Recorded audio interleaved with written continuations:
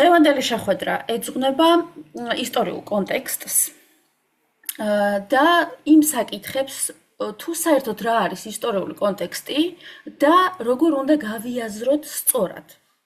საკითხის აქტუალურობა განსაზღვრა ჩემმა აქტიურმა შეხებამ სახვითი ხელოვნების ტესტთან, იმიტომ რომ 15 ქულიანში ერთ-ერთი დასაწერი საკითხი არის სწორედ ისტორიული კონტექსტის გააზრება, მაგრამ გულწრფელად გითხრათ, მე ძალიან დიდი სურვილი მაქვს, რომ ამის შემდეგ ჩვენი შეხვედრები არ შემოიფარგლოს ვიწრო სურვილით, რომ უბრალოდ ტესტი ჩავაბაროთ, ხომ? არამედ მივცე უფრო ფართო მნიშვნელობა და სიმართლე გითხრათ, ეს პროცესი ჩემთვისაც ძალიან სასიამოვნოა და იმედი მაქვს, რომ თქვენთვისაც სასიამოვნო გახდება და წაგახალისებთ იმისათვის, რომ თქვათ, თქვენც უფრო მეტი ინფორმაცია მოიძიოთ ხოლმე დამოუკიდებლად, იმიტომ რომ მართლა ძალიან სასიამოვნო პროცესია. ესე იგი, ჩემი დაკვირვებით, მთავარი შეცდომა, რომელსაც ისტორიული კონტექსტის წერის დროს უშვებენ ხოლმე, ეს არის შაბლონურობა. აი თითქოს თითოეულ ეპოქასთან მიმართებაში არსებობს ერთი მშრალი შაბლონური გაგება, რომელიც ამ ეპოქის ნებისმიერ მხატვრულ ნაწარმოებს ერგება. და მე დარწმუნებული ვარ, რომ ეს იწვევს ხოლმე შინაგან უხერხულობას, რადგან ძალიან დამაბნეველი არის. და სწორი არის ეს დაბნეულობა, რადგან არ შეიძლება, რომ მხოლოდ ერთი ტიპის მსჯელობა მოერგოს სხვადასხვა ისტორიულ ასპექტს და კონტექსტს, ხომ? რატომ? იმიტომ, რომ კაცობრიობის ისტორია ერთად აღებულიც და ეპოქებად დანაწევრებულიც არის მრავალგანზომილებიანი. ისტორიულ კონტექსტში ძალიან დიდი მნიშვნელობა აქვს, როგორც თითოეულ ინდივიდს, რომელიც ამ კონტექსტში არსებობს, ცხოვრობს იმ ეპოქაში, ხო, გადის გარკვეულ ცხოვრებისეულ ეტაპებს, არამედ აი ამ ადამიანების ჯგუფსაც, ხო, ჩვენ მათ უწოდებთ ერებს, აი ამ ერების ერთმანეთთან ურთიერთობებს, ასევე მოვლენებს, რომლებიც აი ამ ერებს ერთმანეთთან აკავშირებს. და ასე შემდეგ. ეს თითოეული ერი ქმნის თავის კულტურას, პოლიტიკურ კულტურას, სოციალურ კულტურას, რაშიც ძვირფასო მეგობრებო, სახვით ხელოვნებას უჭირავს ძალიან დიდი ადგილი.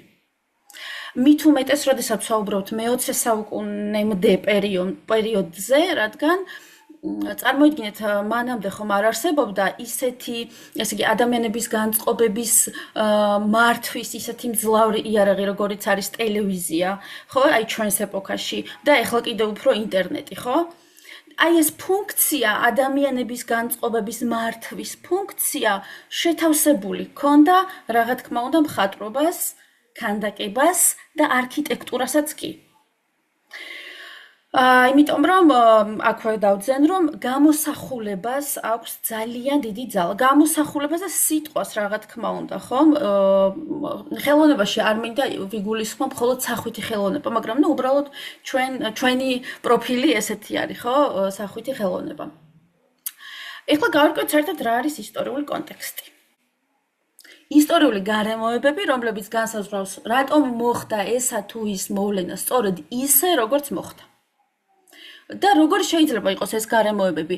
პოლიტიკური, სოციალური, კულტურული, რელიგიური, ეკონომიკური. შესაბამისად, როგორც ზემოთ აღვნიშნე, აი უკვე ძალიან კარგად ჩანს, რომ ისტორიული კონტექსტი ვერ იქნება შაბლონური, რადგან მას არ გააჩნია ხედვის მხოლოდ ერთი კუთხე, არამედ რამდენიმე, ხო?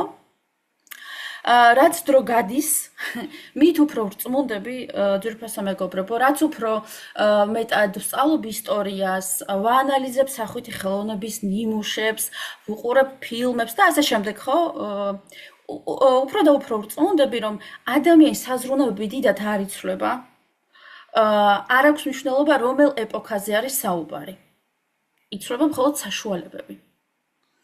აი მაგალითად, რა განსხვავებაა ძველი სამეფოს პერიოდის ეგვიპტელი ფარაონის, ხეფრენის და თანამედროვე მონარქის მეფე ჩარლზ მესამის პორტრეტებს შორის.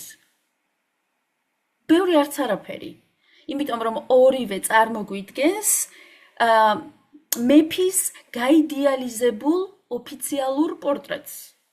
და ორივეს მიზანი არის ერთი და იგივე, რომ მაყურებელი დაარწმუნოს იმაში, რომ ეს მმართველები არიან იდეალურები და მათ აქვთ განსაკუთრებული ფუნქცია. და ამის გასამყარებლად წარმოდგენილი არის სამეფო ატრიბუტები, ხო? რეალურად ჩვენ აი ასე შეფუთულ ხატს ვერ აღვიქვამთ უშუალოდ. ისინი დისტანცირდებიან ჩვენგან, ხო? ისინი კარგავენ აი ამ ადამიანურ საწყის და როდესაც ვუყურებთ, არ გვაქვს განცდა, რომ ისინი არიან ჩვეულებრივები, ნერვიულობენ, განიცდიან, აბაზანას იღებენ და ასე შემდეგ, ხო? აი თითქოს ყველაფერი სულ ასე დაიბადნენ, ასეთები იყვნენ და ასე შემდეგ. რატომ? იმიტომ რომ ამ შემთხვევაში, ორივე შემთხვევაში ხელოვნება გვაიძულებს დაგვაჯეროს მათ იდეალურობაში, რაც ძალიან კარგად გამოსდის. ძვირფასო მეგობრებო, აუცილებლად უნდა აღვნიშნო ერთი მნიშვნელოვანი საკითხი, რომელიც ბოლო პერიოდში გავიაზრე და ძალიან დამეხმარა ბევრ რამეში. საერთოდ ჩვენ ადამიანებს გვაქვს ესეთი განცდა, დარწმუნებულებიც კი ვართ, რომ რადგან ჩვენი ცნობიერება ჩვენშია, ის ჩვენ გვეკუთვნის, რომ ის ხელშეუხებელია, თითქოს ვერასდროს ვერავინ ვერ შეგვაცვლევინებს აზრს და ასე შემდეგ. სინამდვილეში ეს ასე არ არის. მე ვიტყოდი, რომ ალბათ ყველაზე უფრო ადვილად მოწყვლადი სწორედ ის არის. და აი ხელოვნება არის შესანიშნავი საშუალება იმისათვის, რომ ჩვენი ცნობიერება ისე წარმართოს, როგორც ეს კონკრეტულ ადამიანებს სურთ, ხო? იმისათვის, რომ ადამიანი ადვილად სამართავე გახდეს. ეხლა მე მაქვს თქვენთან ესეთი შემოთავაზება, რომ იმისათვის, რომ უკეთესად ჩავწუდეთ საქმის არსს, ჩავატაროთ შემდეგი ექსპერიმენტი. ავიღოთ ერთი ეპოქა. მე-17 საუკუნე ბაროკო, რადგან ყველასთვის ძალიან ნაცნობია, ახლობელია. ავიღოთ რამდენიმე ნამუშევარი ამ ეპოქიდან და აი ექსპერიმენტისთვის მოვარგოთ ერთი შაბლონი, რომელიც აი ამ ეპოქის ისტორიულ კონტექსტს შეესაბამება, ხო? რასაც ყველაზე ხშირად სიმართლე გითხრათ ვკითხულობ ხოლმე, ესეც პირადი გამოცდილებიდან მაქვს მოტანილი და აი ნახოთ რა რეაქცია გვექნება. მოდი სანამ უშუალოდ ბაროკოს ეპოქაზე გადავალ, რამდენიმე რამეზე გავაკეთებ აქცენტს. აი, როდესაც ბაროკოს ეპოქაში, ანუ მე-17 საუკუნეში და ესეც პირობითია სიმართლე რომ ვთქვათ, ცხოვრობდნენ ადამიანები, მათ არ იცოდნენ, ხო, რომ ბაროკოს ეპოქის წარმომადგენლები არიან. არ იცოდნენ. მაგალითად, ჩვენ ვიცით, რა ქვია ეპოქას, რომელშიც ჩვენ ვცხოვრობთ. არ ვიცით. რადგან ამას ჭირდება დრო. ჩვენ ამას ვერ გავიგებთ, რას დაარქმევენ იმ ეპოქას, რომელსაც ახლა გავდივართ. ეს ეცოდინებათ მხოლოდ მომავალ თაობებს, როდესაც აი ამ ეპოქის ზოგადი ტენდენციები გამოკრისტალდება, ამას შეისწავლიან პროფესიონალი ისტორიკოსები, შეაფასებენ, ჩაატარებენ 1000 კვლევას და ასე შემდეგ. სულ მომწონს ხოლმე მაგალითის მოყვანა, რომ ბიზანტიელებმა საერთოდ არ იცოდნენ, რომ ბიზანტიელები იყვნენ. ისინი თავის თავს რომაელებს უწოდებდნენ. ხო? ამიტომ აი ამის გააზრება ძალიან კარგად გვაგრძნობინებს აი ამ ტერმინების პირობითობას თუნდაც. ხო? ასევე როცა ვამბობთ, რომ ბაროკოს ეპოქა ჩვენ არ გულისხმობთ მე-17 საუკუნეში აბსოლუტურად ყველა კონტინენტზე გამეფებულ ერთნაირ ტენდენციებს, ხო? ეს არის ევროპაში გავრცელებული სტილი. რა ხდება ამ დროს მეგობრებო ახლო აღმოსავლეთში, შორეულ აღმოსავლეთში, აფრიკაში, ავსტრალიაში? რა ხდება? ამიტომ ესეც მნიშვნელოვანია დავაკონკრეტოთ, რომ ბაროკოს ეპოქა არის კონკრეტულად ევროპულ ისტორიასთან დაკავშირებული. აი მაგალითად თანამედროვეობიდან რო ავიღოთ მაგალითი, ხო? ეხლა ჩვენ შეგვიძლია ვთქვათ, რომ აი ამ წამს, როდესაც მე თქვენ გესაუბრებით, ჰოლანდიაში და ირანში ერთნაირი ისტორია იწერება? რა თქმა უნდა არა. ხო, აბსოლუტურად სხვადასხვანაირად იქნება გასააზრებელი ეს ყველაფერი. ეხლა გადავიდეთ საქმეზე. ესე იგი, როგორც გითხარით, მე მოტანილი მაქვს ბაროკოს ნამუშევრები, გაჩვენებთ და წაგიკითხავთ ერთი და იგივე შაბლონს, რომელიც აი ძირითადად მხდება ხოლმე, როდესაც ამ ეპოქაზე საუბრობენ. ჩვენ დავაკვირდეთ ჩვენს შინაგან ხმას. აი მოერგება თუ არ მოერგება, მოუხდება თუ არ მოუხდება, ხო, აი ეს შაბლონი. დავიწყოთ ესე იგი. ბაროკო ეს არის მე-17 საუკუნეში ევროპაში გავრცელებული მიმდინარეობა, რომელიც გამოირჩევა ემოციური, თეატრალური, დინამიური ხასიათით. ხელოვანები იყენებენ კონტრასტულ განათებას და მოძრაობას იმისთვის, რომ ეპოქის ხასიათი გადმოსცენ. რაღაცები არ უხდება, ხო? რაღაც ერგება, მაგრამ რაღაც არ ერგება. მეორე, ისევ წავიკითხავ იგივე შაბლონს.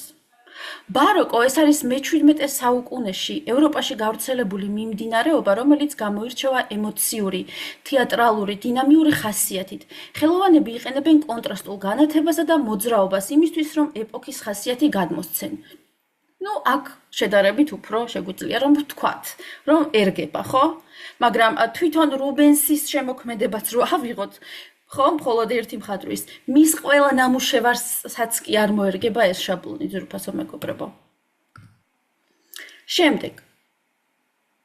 ბაროკო ეს არის მე-17 საუკუნეში ევროპაში გავრცელებული მიმდინარეობა, რომელიც გამოირჩევა ემოციური, თეატრალური, დინამიური ხასიათით. ხელოვანები იყენებენ კონტრასტულ განათებას და მოძრაობას იმისთვის, რომ ეპოქის ხასიათი გადმოსცენ. და აი ყველაზე უფრო კომიკური ჩემი აზრით ეს იქნება აი ეს განმარტება იან ვერმეერთან. აი წაგიკითხოთ. ბაროკო ეს არის მე-17 საუკუნეში ევროპაში გავრცელებული მიმდინარეობა, რომელიც გამოირჩევა ემოციური, თეატრალური, დინამიური ხასიათით. ხელოვანები იყენებენ კონტრასტულ განათებასა და მოძრაობას იმისთვის, რომ ეპოქის ხასიათი გადმოსცენ. მოდი ვაღიაროთ, რომ ყველა ნამუშევართან მიმართებაში ეს შაბლონი არ იწვევს რეზონანსს. აი აქ მაგალითად ძალიან უხერხულობას იწვევს, იმიტომ რომ აბსოლუტურად არ შეესაბამება, ხომ? ესე იგი, მოდი ვაღიაროთ, ძვირფასო მეგობრებო, რომ ყველა ნამუშევარში, რომელიც აბსოლუტურად ყველა, რომელიც გაჩვენეთ არის ბაროკოს ეპოქის ნიმუში, არ იწვევს ეს შაბლონი რეზონანსს, ხო, თითოეულ მათგანში. ანუ განსაკუთრებით აი საკმაოდ კომიკურად ჟღერს ჩემი აზრით იან ვერმეერთან მიმართებაში, ხო? მაშინ რა ვქნათ? რასთან გვაქვს საქმე, როგორ უნდა დავწეროთ ისტორიული კონტექსტი, საერთოდ როგორ უნდა გავიაზროთ ისტორიული კონტექსტი, ხო? ეს როგორ უნდა გავიაზროთ, მეგობრებო, და თითოეულ ნამუშევარს უნდა მივუდგეთ ინდივიდუალურად. გარედან კი არ შევიტანოთ ისტორიული კონტექსტი და მივაკეროთ, არამედ ნამუშევრიდან გამოვიტანოთ ისტორიული კონტექსტი. ამიტომ აი გთავაზობთ, რომ აი ახლა თითოეული ნამუშევარი განვიხილოთ, რომელიც გიჩვენეთ და ვისაუბროთ, როგორ შეგვიძლია, რომ ნამუშევრიდან გამოვიტანოთ ისტორიული კონტექსტი. ეს არის იტალიელი მხატვრის მიქელანჯელო მერისი და კარავაჯოს ცნობილი ნამუშევარი ვახშამი ემაუსში. ხო, მოდი მოვყოთ თვითონ ისტორია. ჯვარცმიდან 3 დღის შემდეგ იესოს ორი მოწაფე მიდიოდა იერუსალიმიდან ემაუსისკენ და გზაში შეხვდათ ქრისტე, მაგრამ ვერ იცნეს. და იმავე საღამოს მიიწვიეს ვახშამზე, რომელზეც ქრისტემ აიღო პური, აკურთხა, გაუნაწილა და სწორედ მაშინ შეძლეს მისი ამოცნობა. და სწორედ ეს წამი არის დაფიქსირებული, ხო? როდესაც მიხვდნენ, გაიაზრეს ვისთან ერთად ვახშმობენ. სურათი არის რელიგიური ჟანრის, ის შესრულებული არის რელიგიური, უბრალოდ კერძო დაკვეთით. და როდესაც აი ამ ნამუშევარს ხატავდა, მიქელანჯელო კარავაჯო იყო თავისი პოპულარობის ზენიტში. და კერძო პირები მდიდარმა იტალიელებმა მისმა თაყვანისმცემლებმა და დამფინანსებლებმა შეუკვეთეს აი ეს ნამუშევარი. და ამ ნამუშევრის გამოფენამ საზოგადოებაში გამოიწვია ღილვა. აი მაგალითად წარმოვიდგინეთ, ხო, მოდი მე ძალიან მიყვარს ხოლმე თანამედროვე მაგალითების მოყვანა, იმიტომ რომ აი ესეთ რაღაცნაირად აი ამ დისტანციას ამცირებს ხოლმე ჩვენსა და რაღაც ისტორიულ მოვლენას შორის. აი მაგალითად რას ნიშნავს ღელვა გამოიწვია? აი ისეთივე ღელვა, როგორიც თქვათ სუხიშვილების კლასიკური ცეკვების მოდერნიზაციამ გამოიწვია, ხო? ვიღაცები ამის მომხრეები არიან, მე მომხრე ვარ, აქვე ვიტყვი, ვიღაცები ამის წინააღმდეგები არიან, ხო? აი ესეთივე ღელვა გამოიწვია, რომ რაღაც ისეთი დახატა კარავაჯომ, რაც მაინც და მაინც იმ შაბლონებს და იმ წესებს არ ერგება, ხო?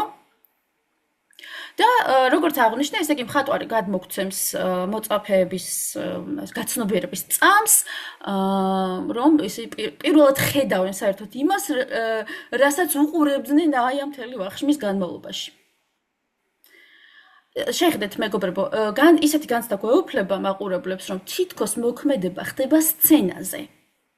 და მიუხედავად დაჭერილი წამისა, ყველაფერი არის მაინც ძალიან კარგად დადგმული და ორგანიზებული. სხვათა შორის უნდა აღვნიშნო, რომ კარავაჯოს ერთ-ერთ თავისებურებას წარმოადგენდა ის, რომ ის არასოდეს წინასწარ არ აკეთებდა ჩანახატებს და ესკიზებს. იმისათვის, რომ მხატვარმა გააძლიეროს ემოციური ეფექტი, იყენებს კიაროსკუროს, ანუ კონტრასტულ განათებას. და კიდევ ერთი ინოვაციური ხერხი, რომელსაც მიმართავს კარავაჯო, მიდგომა ეს არის ის, რომ სახარებისეული პერსონაჟები არ არიან გაიდეალიზებულები, არამედ რეალური ნატურიდან აღებული სახეებია. რაც აძლიერებს ნატურალიზმის და აი ამ უშუალობის განცდას, ხო? ეხლა ამის მაგალითიც მინდა რომ მოგიყვანოთ ძვირფასო მეგობრებო. აი როგორ შეიძლებოდა კარავაჯოს თანამედროვე ადამიანს ეს ყველაფერი მიიღო?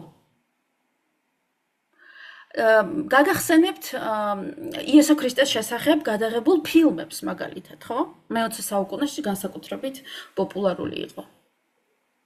და მე დარწმუნებული ვარ, რომ აი როდესაც ამ ფილმებს მე მახსოვს ბავშვობაში ძალიან დიდი გავლენა მოახდინა ერთ-ერთმა ეკრანიზაციამ, დარწმუნებული ვარ ყველას ეს გაგახსენდება, ზეფირელის ეკრანიზაცია არა, მეორე ეკრანიზაცია ამერიკული, სადაც აი თითქოს პირადად მართლა უშუალოდ ხედავ ქრისტეს და ეს შენზე ძალიან მოქმედებს. ანუ უფრო დამაჯერებელი ხდება ყველაფერი და რა თქმა უნდა ეს შენში აღძრავს რელიგიურ განცდებს. ხო? აი ესე მინდა რომ წარმოიდგინოთ. ან კიდევ წარმოიდგინეთ, რომ აი შევდივართ ტაძარში და იქ აღარ არის მაგალითად აი ეს ტრადიციული ხატწერის ნიმუშები, არამედ ჩამონტაჟებული არის კედლებში, თქვათ, ეკრანები, მონიტორები, რომლებზეც წმინდანები არიან გაცოცხლებულები და აი უშუალო კონტაქტი აქვთ მაყურებელთან.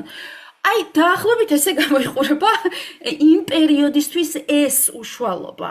აი ეს ნატურალიზმი, რომელსაც აღწევს კარავაჯო, აი ამ ჩვეულებრივი სახეებით, ხო? ეხლა ვისაუბროთ, რას გვეუბნება ნამუშევარი ეპოქის შესახებ. გამოვიდეთ უშუალოდ ნამუშევრიდან, ხო? თქვათ არ ვიცით ბაროკოს ეპოქის შესახებ არაფერი. თუმცა მაინც მოდი სანამ გადავალთ უშუალოდ ნამუშევრიდან გამოტანილ ისტორიულ კონტექსტზე, გადავხედოთ ბაროკოს ეპოქის ზოგად ტენდენციებს. ბაროკოს სტილი ემთხვევა დაახლოებით მანიერიზმის ბოლო წლებს და ზოგიერთ რეგიონში ძვირფასო მეგობრებო გრძელდება აი შეხედეთ 1750 წლამდე. საკმაოდ ბევრია, ხო? იმისათვის, რომ აი შაბლონურად ვიმეოროთ, რომ ბაროკო ეს არის მე-17 საუკუნეს. არა, იმიტომ რომ 1750 წელი საკმაოდ ბევრია, იმისათვის, რომ აი ესე რაღაც რობოტებივით გქონდეს თავში, რომ მე მარტო მე-17 საუკუნე არის. არა. როგორც ვხედავთ, გადადის, ხო, მე-18 საუკუნეშიც. ოღონდ ზოგიერთ რეგიონში.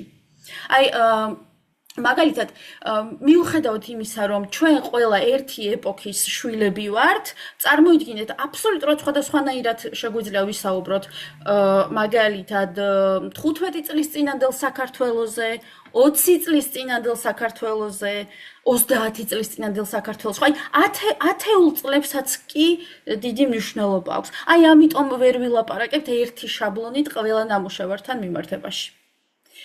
მეორე მნიშვნელოვანი საკითხი. ეს არის რელიგიური დაპირისპირება კათოლიკეებსა და პროტესტანტებს შორის. ხო, კათოლიკური ეკლესია აღიარებს პაპის ძალაუფლებას, ის ორიენტირებული არის უფრო რიტუალებზე, იმაზე, რომ ტაძრები იყოს ძალიან მდიდრულად მორთული, ქანდაკებებით, ფერწერული ნამუშევრებით. პროტესტანტიზმი ამის ანტიპოდი არის. პროტესტანტული ეკლესია არის ძალიან სადა, თუ კათოლიკურ ეკლესიაში ღმერთთან უშუალო ადამიანს ჭირდება ღმერთთან ურთიერთობისთვის მღვდელი, პროტესტანტულ ეკლესიაში არა არის, ანუ ესეთი გაგება არის, რომ ადამიანი შეუძლია უშუალოდ იყოს თავის მღვდელი, ხო? როგორც გითხარით, პროტესტანტული ეკლესია ძალიან ასკეტურია კათოლიკურთან შედარებით, ხო? და წარმოუდგენელია ამან არ მოახდინოს გავლენა ხელოვნებაზე. შესაბამისად, ნიდერლანდები ამ ეპოქაში იყოფა პროტესტანტულ ჰოლანდიად და კათოლიკურ ფლანდრიად. აი, ფლანდრიას წარმოადგენს რუბენსი, მაგალითად, რუბენსი არის კათოლიკური ეკლესიის პროპაგანდისტი, არ მოვერიდები ამ სიტყვას, იმიტომ რომ ეგრეა, ხო? და აი, როგორც ხედავთ, ძალიან ესე წინააღმდეგობაში არიან ერთმანეთთან. ეხლა პარადოქსი არის კიდევ ამ ეპოქაში, თან წინ მიდის მეცნიერება და ფილოსოფია, აი დაგისახელებთ სახელებს, გვარებს უფრო სწორად და მიხვდებით, თქვათ, რა ეპოქაზეა საუბარი, ნიუტონი, გალილეო გალილეი, ხო? ხო, ეს ღმერთო ჩემო, ეხლა ვიგეთქვით ფილოსოფიაში დამოვიწყე სამწუხაროდ გვარი არა უშავს. ნახეთ, ეს არის ეპოქა, როდესაც აი ეს მეცნიერული მიღწევები განსაკუთრებით დაკავშირებულია ასტრონომიასთან, ადამიანებს უჩვენებს, რომ დედამიწა არ არის სამყაროს ცენტრი, ხო? რომ მისი ერთ-ერთი ძალიან პატარა შემადგენელი ნაწილია. რა თქმა უნდა, ეს ადამიანის ცნობიერებაზე ახდენს გავლენას. აბა წარმოიდგინეთ, ძვირფასო მეგობრებო, როგორ იქნებოდა ჩვენი ცხოვრება, რომ არ ვიცოდეთ შავი ხვრელის არსებობის შესახებ, ხო? ეს ჩვენზე მოქმედებს, ეს ჩვენს ცნობიერებას ცვლის. მაგრამ პარადოქსი მდგომარეობს იმაში, რომ აი ამ მეცნიერული და ფილოსოფიური მიღწევების მიუხედავად იზრდება რელიგიური ფუნდამენტალიზმი. აი ამ დროს დასდევენ მაგალითად ჯადოქრებს, ხო? ხო, ესეც სავარაუდოდ ძალიან ლოგიკური არის და ძალიან ბუნებრივი არის, იმიტომ რომ რაც უფრო მძლავრი არის ხოლმე მეცნიერულად და რაც უფრო მეტი არის ხოლმე მეცნიერულად ობიექტურობაზე დაფუძნებული ფაქტები, მით უფრო ეწინააღმდეგება ამას მაგალითად რელიგიური ადამიანი, ხო? ამიტომ ძალიან ბუნებრივი არის ეს პარადოქსიც. ამ პერიოდში ხელოვანებს უფრო მეტად ახასიათებთ ბუნებაზე დაკვირვება, რასაც განსაზღვრავს, რა თქმა უნდა, სამეცნიერო მიღწევები და ხელოვნება აქედან გამომდინარე იძენს ახალი ტიპის ნატურალიზმს. ესე იგი, ყველაფერი უფრო და უფრო რეალისტური ხდება, უფრო და უფრო უშუალო ხდება, ხო? კი ბატონო, რენესანსის ეპოქაც რეალისტური იყო, მაგრამ ნახეთ, სხვა ტიპის რეალიზმია რენესანსის ეპოქაში და ბაროკოს ეპოქაში სულ სხვა ტიპის რეალიზმზე ვსაუბრობთ. ამიტომ მიუხედავად იმისა, რომ შეიძლება ერთი ტერმინის ქვეშ მოვაქციოთ რეალიზმი, ნახეთ, არსებობს რეალიზმის სხვადასხვა გრადაცია. ამიტომ არამხოლოდ ისტორიული კონტექსტის გააზრების დროს ზოგადად მნიშვნელოვანი არის აი ამ გრადაციების აღიარება, პირველ რიგში ხო რომ არსებობს ეს გრადაციები არ არის ყველაფერი ძალიან ბრტყელი და პირდაპირი და სწორხაზოვანი დიახაც ჩვენ უნდა ვეძებოთ ეს გრადაციები ეს არის მნიშვნელოვანი და გარდა იმისა რომ ეს თქვათ ნუ ამ შემთხვევაში ტესტის დაწერას თუ გულისხმობთ დაგვაწერინებს კარგ ესეს ზოგადად ცხოვრებაზეც მოახდენს ხო გავლენას, იმიტომ რომ რაც უფრო ჩასაფრებული ხარ აი ამ გრადაციებს, აი ამ განსხვავებებს, აი ამ დეტალებს და ასე შემდეგ, უფრო ხარისხიანი ხდება ჩვენი ცხოვრებაც და ჯერ ერთი თვითონ სწავლის შემეცნების პროცესიც უფრო სასიამოვნო ხდება, ხო? ეხლა გადავიდეთ აი ამ ნამუშევრის შესახებ, აი უშუალოდ ნამუშევრიდან რა შეგვიძლია დავასკვნათ ეპოქის შესახებ. პირველი ის რომ ქრისტიანული სიუჟეტების შესაბამისად ქრისტიანული ღირებულებები კვლავ აქტუალურია ევროპულ საზოგადოებაში. მეორე ახალი ტენდენცია გვაქვს, ხო? წმინდანები არიან არა განზოგადებულები და იდეალურები, არამედ მიწიერი ადამიანების სახით წარმოდგენილები, რაზე მიგვანიშნებს? ნახეთ, მხატვარი გათავხედდა, ოღონდ კარგი გაგებით. ის აღარ ემორჩილება ეკლესიის წესებს, რომელსაც არა შენ ესე უნდა გამოსახო ეს და ეს. აღარ კარნახობს ეკლესია, ხო? არამედ მხატვარი ავლენს პირად დამოკიდებულებას. მესამე, თვითონ რელიგიის დინამიური ხასიათი. ქრისტიანობას კი არ ერგება ეპოქა, არამედ ქრისტიანობა ერგება ეპოქას. ამიტომ ეს ძალიან კარგია იმის გასაზრებლად, რომ ქრისტიანობა არ არის რაღაც დროში გაყინული, დროში და სივრცეში გაყინული რაღაც ესეთი ქვის წესები, ხო? არამედ ისიც დინამიურია და ეს ძალიან კარგია. პლუსი არის ჩემი აზრით კაცობრიობის მხარეს. ეხლა მეორე. კარგი, სანამ გადავალ შემდეგ ნამუშევარზე, რაიმე კითხვა ხომ არ გაქვთ წინასთან მიმართებაში? კარგი. არა. გადავიდეთ ახლა მეორეზე.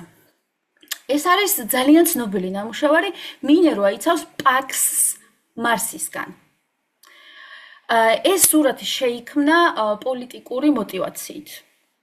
შეიქმნა ინგლისის მეფე ჩარლზ პირველისთვის, რომელსაც პირადად რუბენსმა გადასცა ის 1630 წელს. რატომ? იმიტომ რომ რუბენსი ვიცით რომ არ იყო მხოლოდ ცნობილი მხატვარი, არამედ იყო ცნობილი დიპლომატი. და ის მსახურობდა ესპანეთის მეფის ფილიპე მეოთხის კარზე, იყო მისი საგანგებო დესპანი და სწორედ აი ამ მისიით ეწვია ლონდონს, რადგან ინგლისსა და ესპანეთს შორის იყო 5-წლიანი ომი და ბოლოს და ბოლოს მოკლედ უნდათ რომ აი სამშვიდობო ხელშეკრულება დაედოთ. რის წარმოიდგინეთ, ესე იგი რუბენსის როლი მინდა წარმოიდგინოთ რა მაგარი ადამიანი იყო, რომ რამხელა ნიშნულობა ჰქონდა მის სიტყვას, მის შემოქმედებას, როგორ წარმოიდგინეთ დარწმუნებული ვარ, როგორი ქარიზმატული პიროვნება იქნებოდა, რომ აი ამ ხელს საქმებს აგვარებდა, ხო? მეფე ჩარლზი ძალიან დიდი ენთუზიაზმით აგროვებდა ხელოვნების ნიმუშებს, რის გამოც რუბენსმა ერთის მხრივ მოიგო მისი გული, როცა ეს ნამუშევარი აჩუქა და მეორეს მხრივ ამ კომპოზიციით სამშვიდობო გზავნილი გაუგზავნა ინგლისს. ხო? ეს ნამუშევარი არის ალეგორიული, ძვირფასო მეგობრებო, ეხლა ვინ არიან ტილოზე გამოსახული პერსონაჟები. აი ცენტრში მდგომი ქალი არის პაქსი, ეს არის მშვიდობის ქალღმერთი და მის ქვემოთ ვხედავთ სატირს, რომელიც დიდი ენთუზიაზმით სთავაზობს სიუხვის რქიდან გადმომდინარე სიმდიდრეს, სიუხვეს, ბარაქას, აი ბავშვების ჯგუფს. ვინ არიან ეს ბავშვები? რა როლი შეიძლება ქონდეთ, ხო? ამ ნამუშევარში.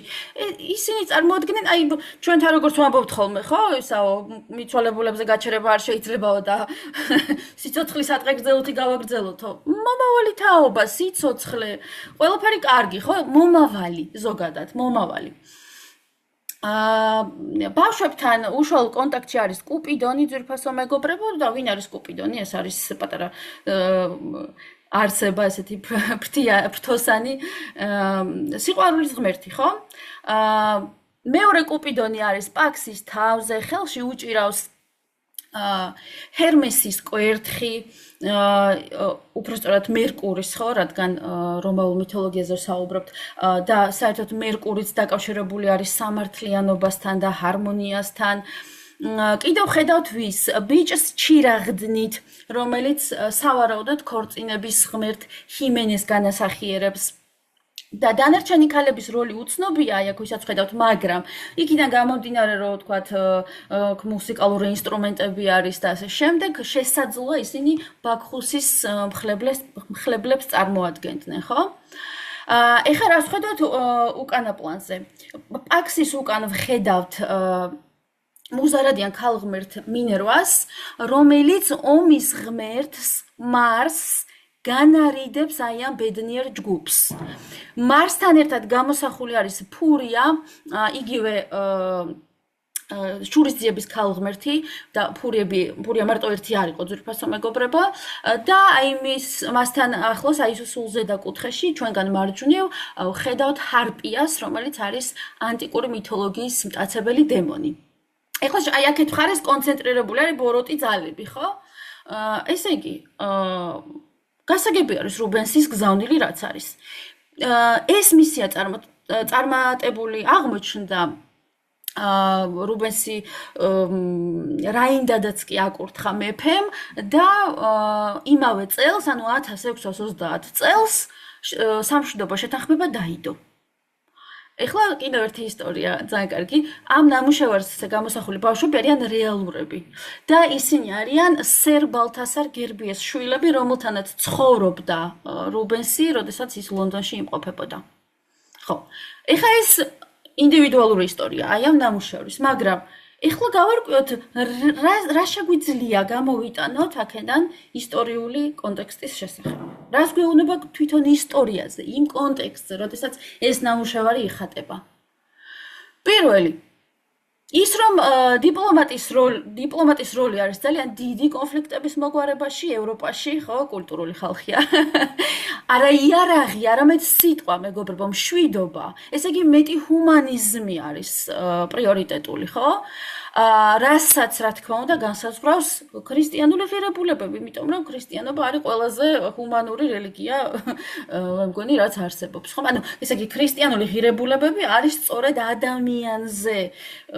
ადამიანისთვის გათვლილი იმისათვის, რომ ადამიანი იყოს კარგად და მოკლედ აი ჰუმანიზმი ზოგადად სწორედ იქიდან გამომდინარეობს, რომ ადამიანთან არის კავშირში, ხო?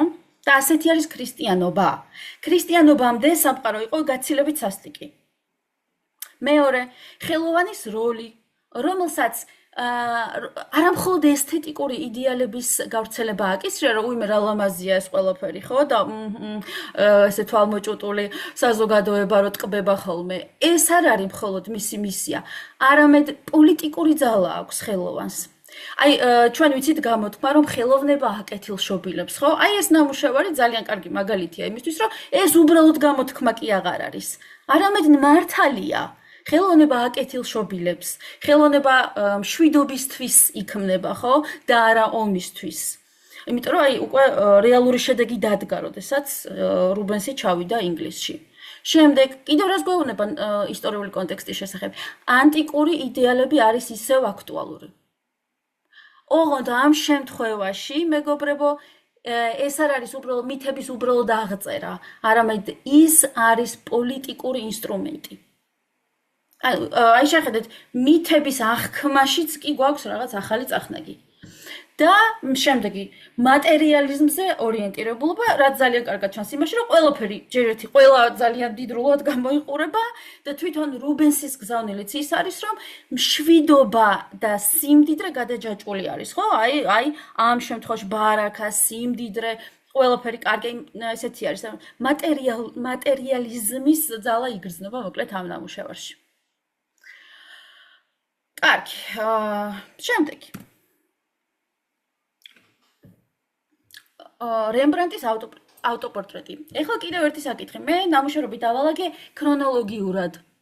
აი წარან გეუბნებოდით რომ საქართველოს ისტორია წარმოიდგინეთ 10 წლის წინ სხვა რაღაც ხდებოდა იმის წინ 10 წლის წინ სხვანაირი იყო საქართველო იმის წინ 10 წლის მიუხედავად იმისა რომ ერთი ეპოქა აბსოლუტურად სხვადასხვანაირად უნდა ვისაუბროთ თითოეულ აი ამ 10 წლეულზე ხო ამიტომ მნიშვნელოვანი არის ესეც ასევე მნიშვნელოვანი არის რა თქმა უნდა გეოგრაფია ვინ არიან ისინი სად არის იტალია ფლანდრია ეს უკვე აქეთ უკვე გაყოფილი ჰოლანდია ხო რემბრანტი და ის რა ქვია იან ვერმეერი ეხლა შევხედოთ ეს არის რემბრანტის ავტოპორტრეტი სადაც ჩვენ ვხედავთ რაც ძალიან იშვიათია ახალგაზრდა მხატვარს რომელიც გამოიყურება ძალიან ესეთი მდიდრულად თავდაჯერებულ პოზაში დგას და საინტერესო არის ის რომ ამ ნამუშევარში ის გამოწყობილი არის არა თავის თანამედროვე სამოსში არამედ მე-16 საუკუნისთვის დამახასიათებელ სამოსში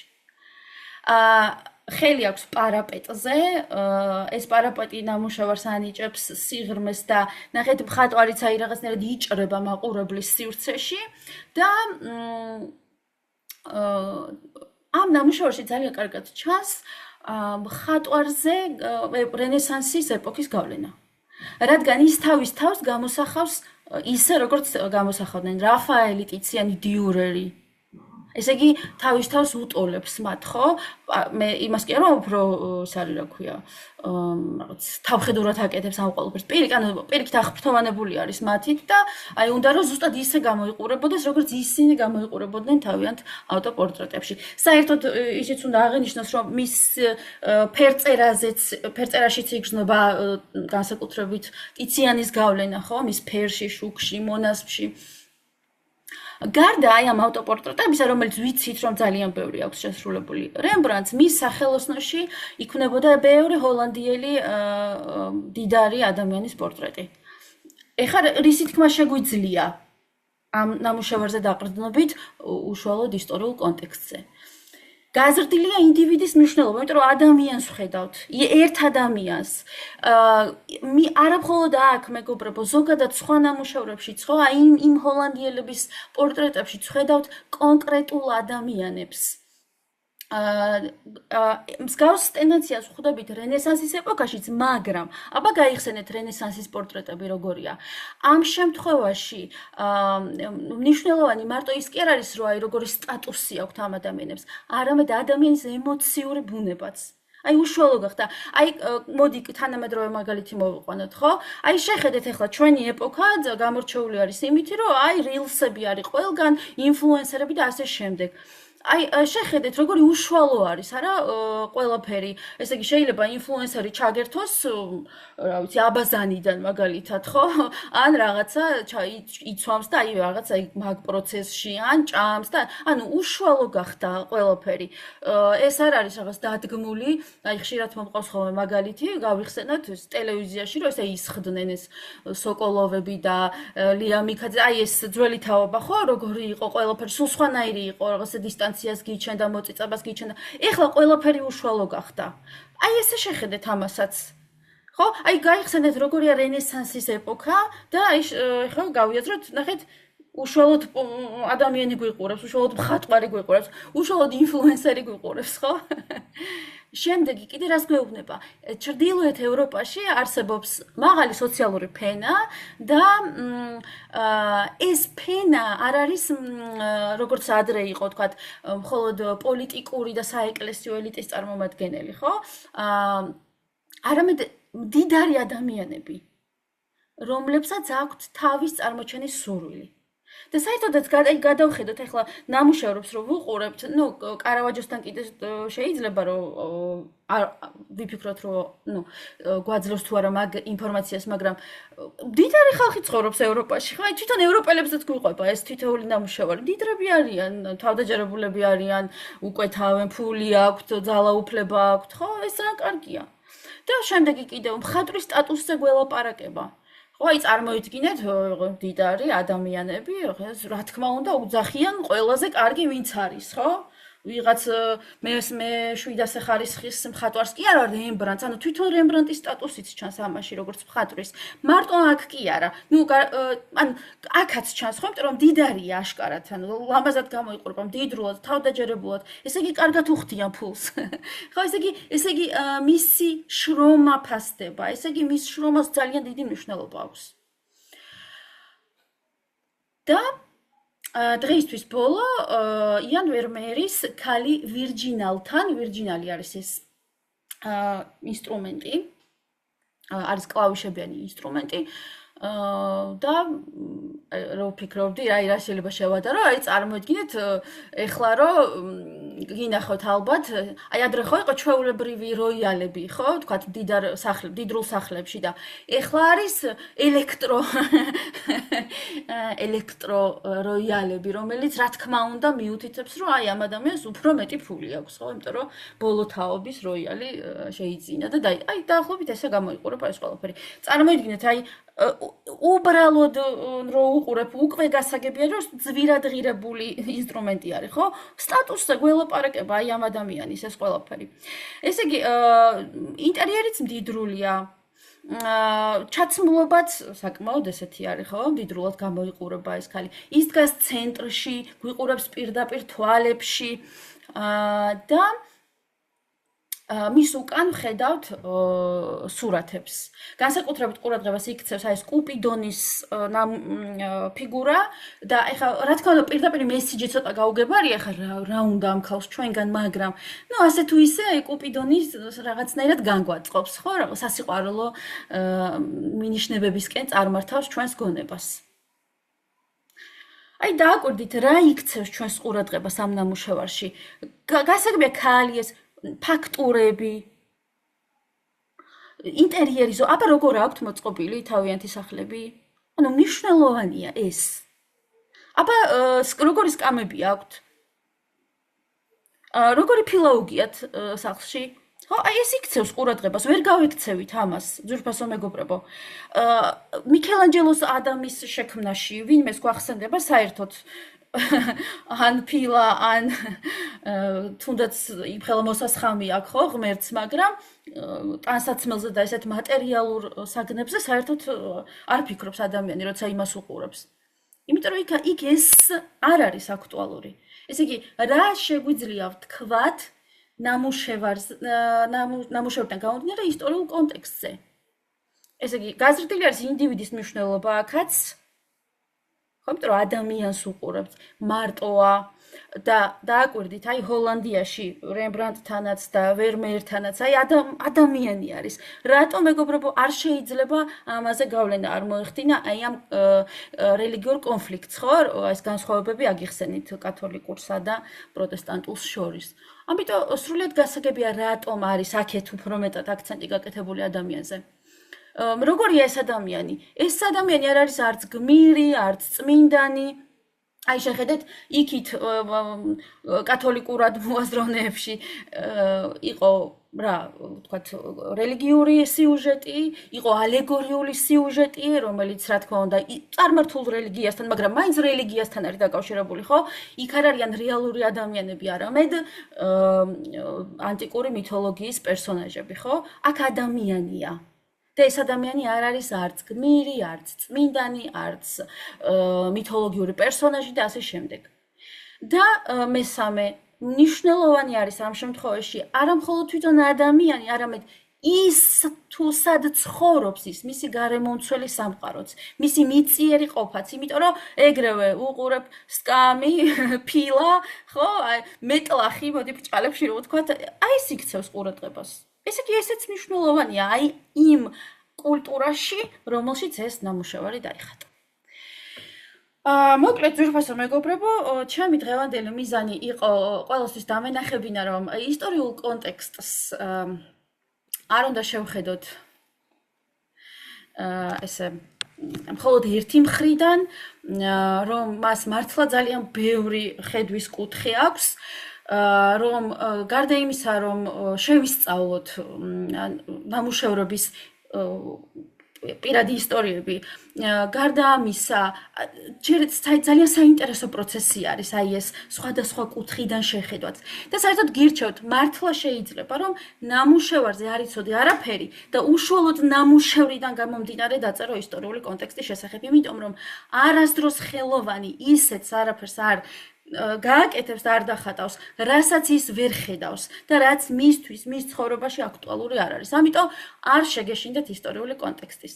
ეს არის ძალიან საინტერესო და მრავალმხრივი და მრავალფეროვანი ასპექტი აი ჩვენი ცხოვრებისა. დაგემშვიდობებით, მადლობა ყურადღებისთვის.